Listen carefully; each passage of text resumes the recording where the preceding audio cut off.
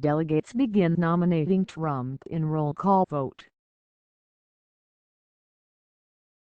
Cleveland. After 56 primaries and caucuses, 17 major candidates and a 16-month campaign, the Republican Party finally began the formal business of nominating its candidate for President of the United States Tuesday.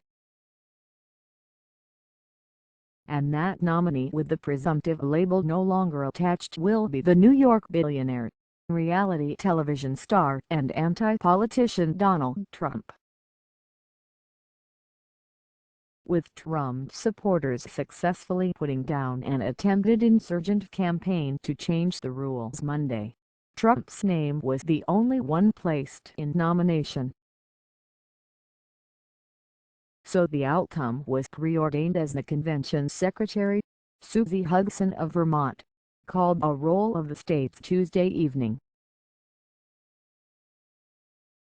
That doesn't mean a roll call of the state's usually a formulaic ritual marked with a bit more suspense. This year will be completely anticlimactic.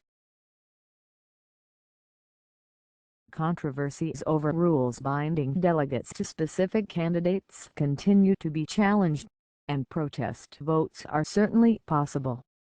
The first road bump was in the District of Columbia, which tried to cast 10 delegates for Florida Senator Marco Rubio and 9 for Ohio Governor John Kasich. But the convention secretary overruled the delegation, ordering that all 19 delegates be awarded to Trump. For the most part, a roll call is a counting game, and the magic number is 1,237, a simple majority of delegates to the convention. According to the Associated Press, Trump has 1,543 delegates locked up. Getting to that number involves a little bit of arcane procedure and not a small amount of stagecraft. It began with a nomination by Senator Jeff Sessions of Alabama, a second from Representative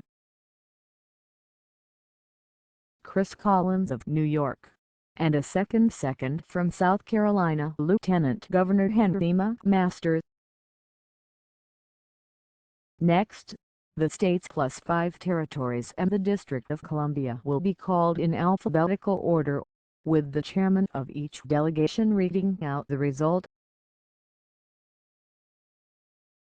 But the convention chairman, House Speaker Paul Ryan of Wisconsin, announced before a roll call that it wasn't each delegation's announcement that determines the tally. Instead, under the rules adopted Monday, the secretary must record the votes according to state laws and state and national party rules, leaving no room for bound delegates to make a conscientious objection. States can pass, either out of protest or in deference to Trump's home state of New York. Traditionally, the nominee's home state is given the honor of putting its favorite son over the top. And in this case, it will be the favorite son's son. New York GOP Chairman Ed Cox plans to give Donald Trump Jr., a Manhattan delegate for his father, the honor of announcing the votes by New York's delegates, according to Tony Casale, the former New York State Assemblyman. Afterward, Trump's hand-picked choice for running mate Indiana Governor Mike Pence will likely be nominated as the Republican vice presidential candidate by voice vote, since his name will be the only one put into nomination.